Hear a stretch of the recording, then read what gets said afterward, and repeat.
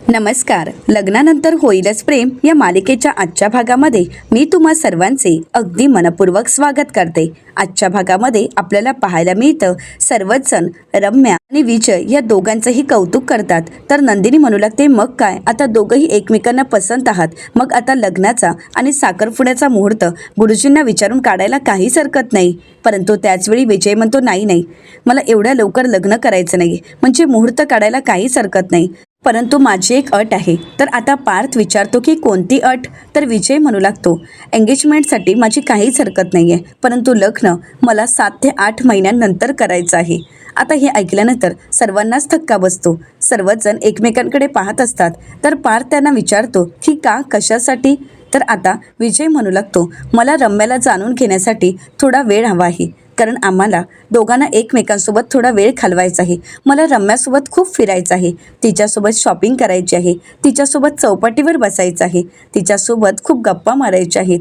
हे सगळे दिवस लग्नानंतरही येतील, लग्नानंतरही प्रेम होईल, परंतु लग्ना अगोदरची ओढ मला अनुभवायची आहे.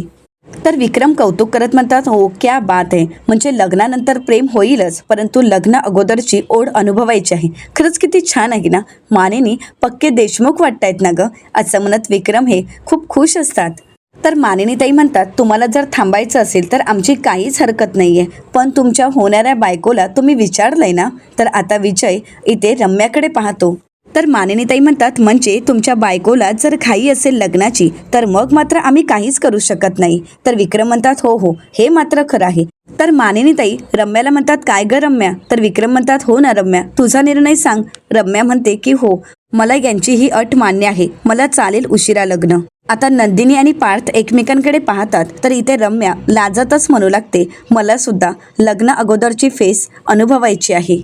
तर विजयचे वडील म्हणतात, चला तर मग, मुलांनी एकमेकांना पसंत केलं आहे, म्हणजे आता लग्नाच्या तयारीला लागायला काहीच हरकत नाही. तर वसू आत्या म्हणतात, हो हो, तयारीला तर लागायलाच हवं, कारण 8 महिने सुद्धा कमी पडतील, हो की नाही विक्रम? तर विक्रम म्हणतात, हो अगदी खरं आहे.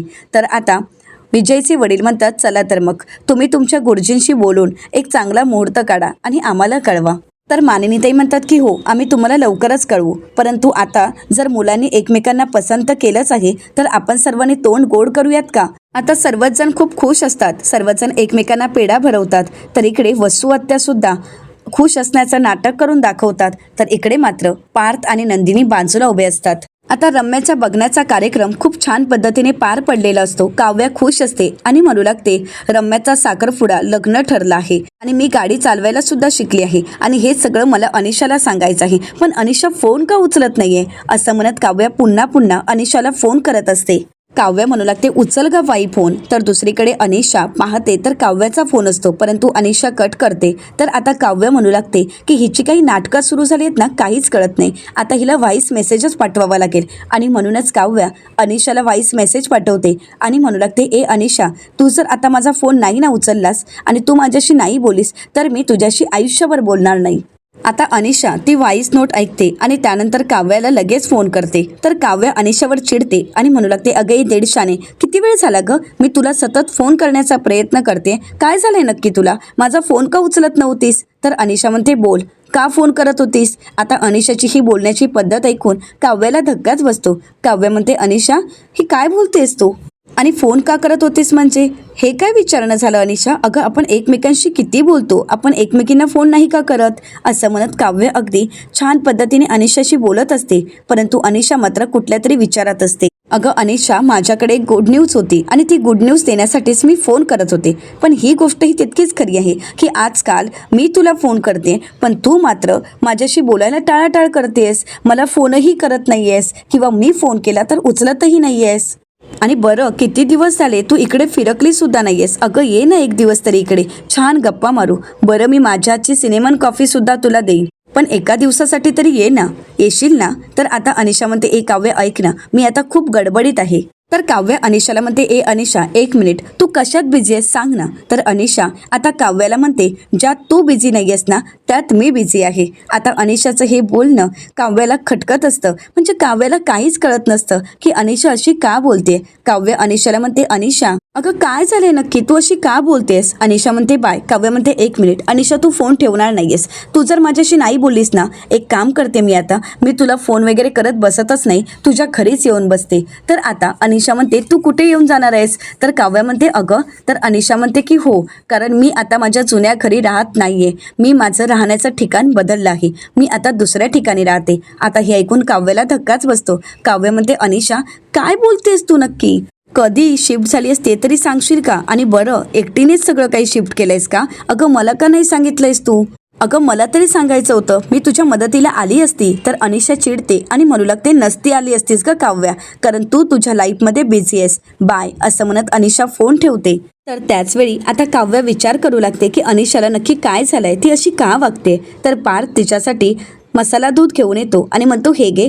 काव्य विचारते हे काय? पार्थ म्हणतो मसाला दूध, रोज रोज काय कॉफी प्यायची, आज काहीतरी वेगळं घ्या ना.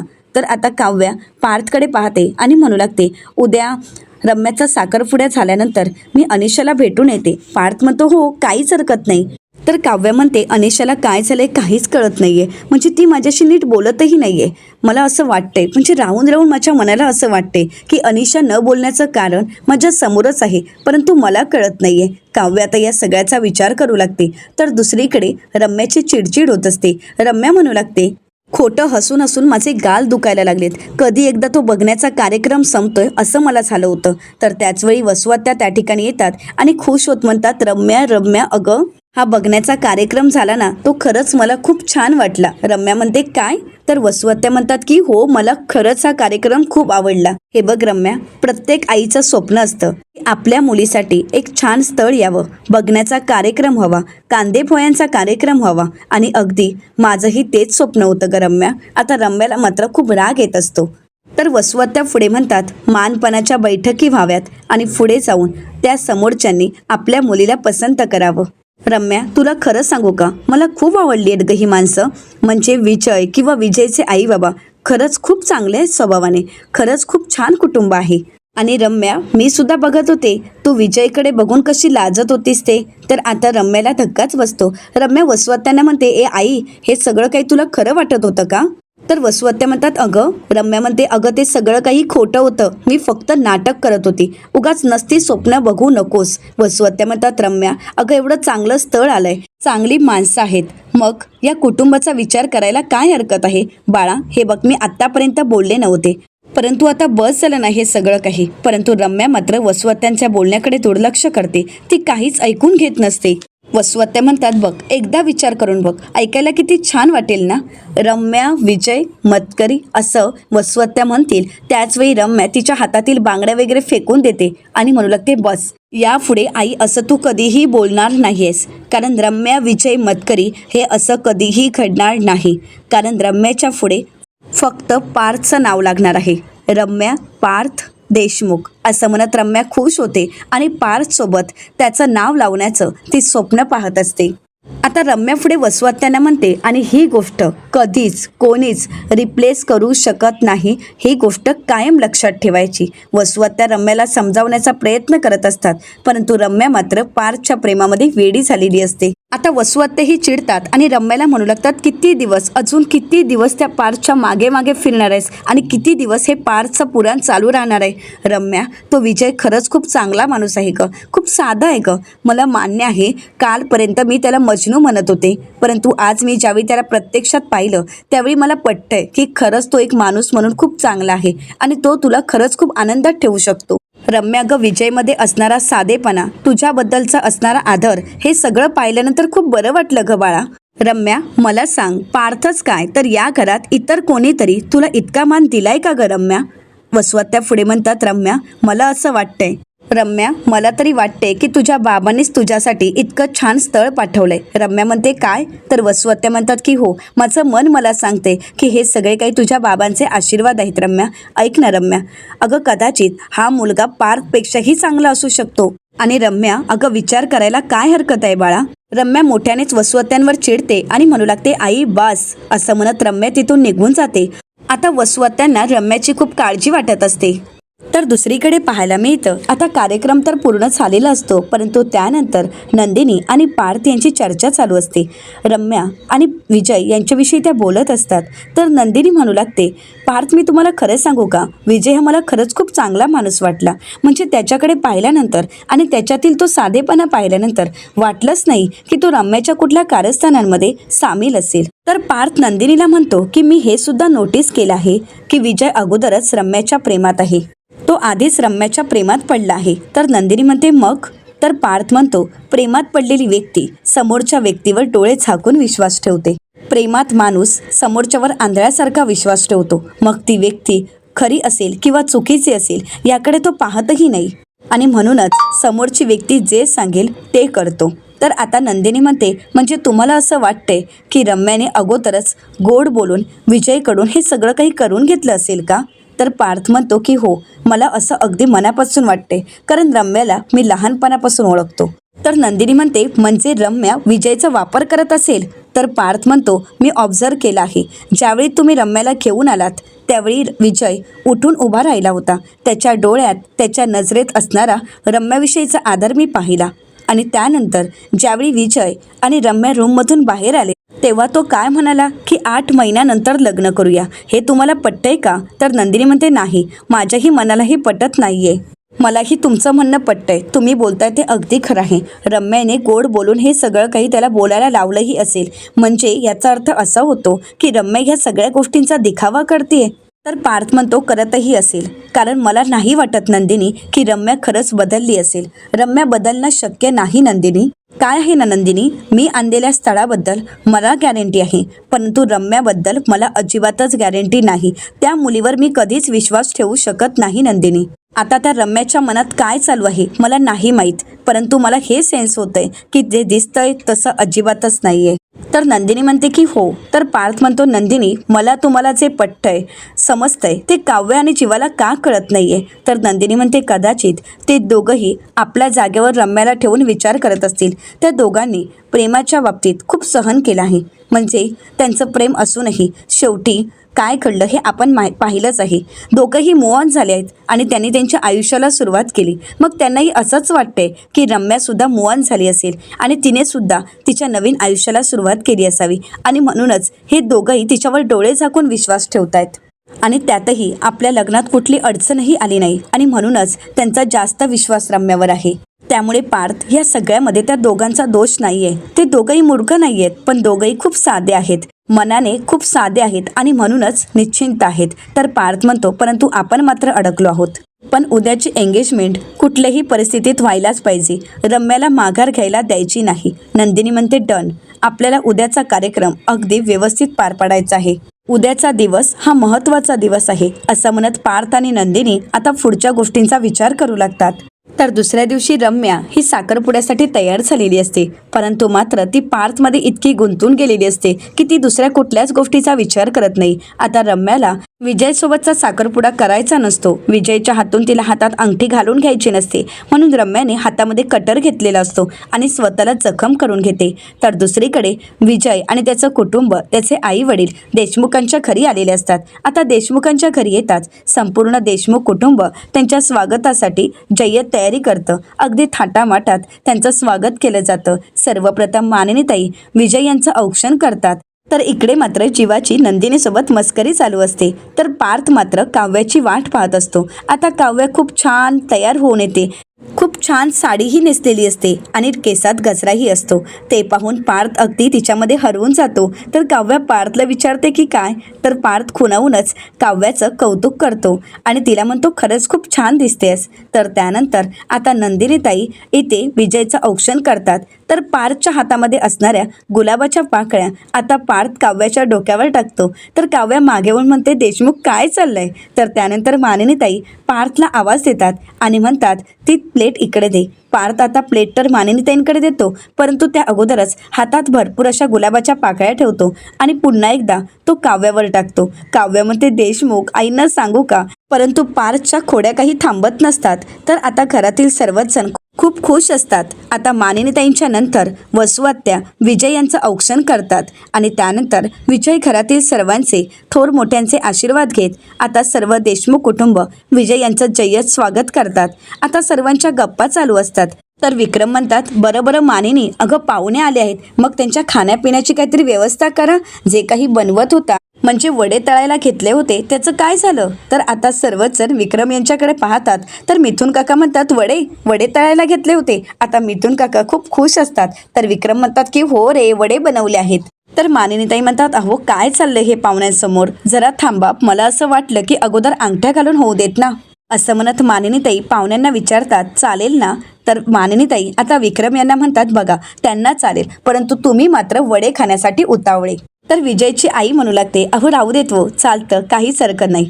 तुमचे हे आता वड्यांसाठी उतावळे आहेत आणि आमच्या इथे विजय रम्याच्या बोटात कधी एकदा अंगठी घालतो यासाठी उतावळा आहे. आता मात्र विजय आपल्या आईकडे पाहतो तर सर्वच जण विजयकडे पाहून हसू लागतात. विजयला उत्सुकता असते की कधी एकदा रम्यासोबत त्याचा साखरपुडा पार पडतो. सर्वच जण विजयला चिडवत असतात. तर आता त्याचवेळी जीवा म्हणू लागतो, नाही नाही, त्याला फक्त रम्याची एक झलक पाहायची आहे आणि त्यासाठी तो उतावळा झाला आहे. तर त्याचवेळी काव्या आणि नंदिनी रम्याला तयार करून घेऊन येतात. आता सर्वजण उभे राहतात आणि रम्याचं कौतुक करत असतात. विक्रम म्हणू लागतात, खरंच किती गोड दिसते ना आज रम्या. तर मानिनीताई म्हणतात, हो खूप छान दिसते. असं म्हणत सर्वच जण रम्याचं कौतुक करत असतात. आता रम्या येते आणि विजयच्या बाजूला बसते. तर त्यानंतर वसुआत्या विजयच्या आईला म्हणतात, विजयची आई ओटी भरून घेताय ना? तर विजयची आई म्हणते की हो. आता विजयची आई रम्याची ओटी भरत असते, रम्याला हळदी कुंकू लावत असते, परंतु रम्याचं लक्ष मात्र पार्थकडे असतो. आता कोणाच्या लक्षात येऊ नये म्हणून रम्या लगेच विजयकडे पाहते आणि स्माईल देते. इकडे विजयची आई अगदी मनापासून रम्याला आपली सून मानत तिची अगदी मनापासून ओटी भरत असते. आता विजयचं लग्न ठरल्यामुळे विजयचे आई वडील खूप खुश असतात आणि अगदी आनंदानेच त्यांनी रम्याचा सून म्हणून स्वीकार केलेला असतो. परंतु रम्याच्या डोक्यात मात्र वेगळाच प्लॅन चालू असतो. आता विजयची आई रम्याचं औक्षण करते. तर त्यानंतर विक्रम म्हणतात, आता रीतीप्रमाणे सगळं काही झालंच आहे, तर आता आपण साखरपुड्याचा विधी पण पूर्ण करून घेऊयात ना? तर सर्वजण होकार देतात. आता या दोघांकडे पाहत वसुआत्या मानिनीताईंना म्हणतात, मानिनी, नंतर या दोघांची दृष्ट काढशील ना? मानिनीताई म्हणतात, हो वसुताई. तर त्यानंतर विजयची आई विजयच्या हातामध्ये अंगठी देते. आता विजय ती अंगठी सर्वांनाच दाखवतो. तर विक्रम म्हणतात, खरंच किती छान आहे ना अंगठी. तर आता विजय ती अंगठी हातात घेतो आणि रम्याचा हात हातात मागतो. त्यासाठी तो आपला हात पुढे करतो. रम्याने मात्र आपला हात पदराच्या खाली लपवून ठेवलेला असतो. आता सर्वजण रम्याकडे पाहू लागतात. तर वसुआत्या रम्याला आवाज देत म्हणतात, रम्या, अगं हात पुढे कर. आता तरी सुद्धा रम्या काही हात पुढे करत नसते आणि म्हणूनच नंदिनी म्हणते, रम्या, अगं काय झालंय, कशाची वाट बघतेस, हात पुढे कर. आता मात्र रम्या नंदिनीकडे पाहू लागते आणि त्यानंतर रम्या सर्वांनाच आपला हात दाखवते. त्यावेळी मात्र सर्वांनाच धक्का बसतो. विक्रम म्हणतात, अगं हे काय? मानिनीताई म्हणतात, हो ना रम्या, अगं हाताला काय झालंय? तर रम्या म्हणू लागते, मामी, अगं मी काचेच्या बांगड्या भरत होते ना, त्यावेळी ती एक बांगडी फुटली आणि माझ्या हाताला लागली. तर आता विक्रम म्हणतात, रम्या, अगं कामं करताना जरा सांभाळून करायची, काय हे? तर रम्या म्हणू लागते, मामा मी मुद्दामहून नाही केलंय, चुकून झालंय सगळं काही. तर त्याचवेळी विजय रम्याला म्हणतो, काहीच बोलू नकोस. असं म्हणत विजय रम्याचा हात हातात घेतो, तिच्या जखमेवर फुंकर घालतो आणि आता मात्र रम्याला धक्काच बसतो. सर्वांनाच विजयचा अभिमान वाटत असतो. तर विजय पुढे रम्याला म्हणतो, रम्या, अगं काहीच हरकत नाही. रम्या म्हणते, पण असं म्हणतात ना की साखरपुड्याची अंगठी याच बोटात घालायची असते, म्हणजे या बोटाची नस ही हृदयापर्यंत गेलेली असते. विजय म्हणतो, असं काही नाहीये. खरं तर हातात अंगठी घालणं किंवा गळ्यात काही घालणं हे माझ्यासाठी दुय्यम आहे. खरं तर मी अगोदरच तुला माझी अगदी मनापासून बायको मानलं आहे. आता हे ऐकल्यानंतर रम्याला धक्काच बसतो. विजय रम्याला म्हणतो, याच बोटात अंगठी घालायला हवं असं काहीच नाहीये, कारण जरी हाताची नस हृदयापर्यंत पोचली नाही तरी सुद्धा माझ्या मनाची तार मात्र तुझ्या मनाला जोडली गेली आहे. त्यामुळे रम्या, तू कुठलंही बोट दे, मी अंगठी घालेन. आता मात्र रम्याला धक्काच बसतो. तिला काय करावं काहीच कळत नाही. विजय पुन्हा एकदा हात पुढे करतो. रम्याला नाईलाजाने हात द्यावा लागतो आणि विजय रम्याच्या दुसऱ्या बोटात अंगठी घालतो आणि आता सर्वजण टाळ्या वाजवतात. तर पार्थ म्हणतो, रम्या, आता तुझी पाळी, तू सुद्धा विजयला अंगठी घालायची आहे. तर आता मात्र रम्याला काय बोलावं काहीच कळत नसतं. रम्या शांतच असते. तर येणाऱ्या पुढील भागामध्ये आपल्याला पाहायला मिळतं रम्या विजयला अंगठी घालायला जाणार, परंतु त्याचवेळी नंदिनीला त्रास होऊ लागतो. तिला उलटी झाल्यासारखं वाटतं आणि म्हणूनच नंदिनी तिथून निघून जाते. आता नंदिनीला बरं वाटत नाही हे पाहून सर्वच जण घाबरतात. काव्या, जीवा सर्वच जण धावत पळत जातात. तर आता पार्थ म्हणतो काळजी करण्यासारखं काहीच नाहीये, एंगेजमेंट चालूच राहू देत ना. रम्या घाल, विजयच्या हातामध्ये अंगठी घाल. तर आता रम्या म्हणते पण पार्थ, अरे नंदिनीला बरं वाटत नाहीये ना. तर आता पार्थ म्हणतो मी म्हणालो ना एवढी काळजी करू नकोस, कारण जीवा आहे ना. तर आता मात्र विजय पार्थला म्हणतो रम्यापेक्षा तुलाच घाई झालेली वाटते. आता मात्र काव्या विजयकडे पाहू लागते. तर दुसरीकडे अगदी आनंदानेच जीवा नंदिनीला म्हणतो तुला कोरडे उलट्या झाल्या आहेत, म्हणजे तू आई आणि मी बाबा. तर नंदिनी होकार देते. तर आता जीवा म्हणू लागतो म्हणजे छोटी नंदुडी येणार, तर आता आपल्या घरात छोटं बाळ येणार आणि आपण बाबा होणार. या आनंदानेच जीवा खूप खुश होतो. तो लगेच नंदिनीला मिठी मारतो.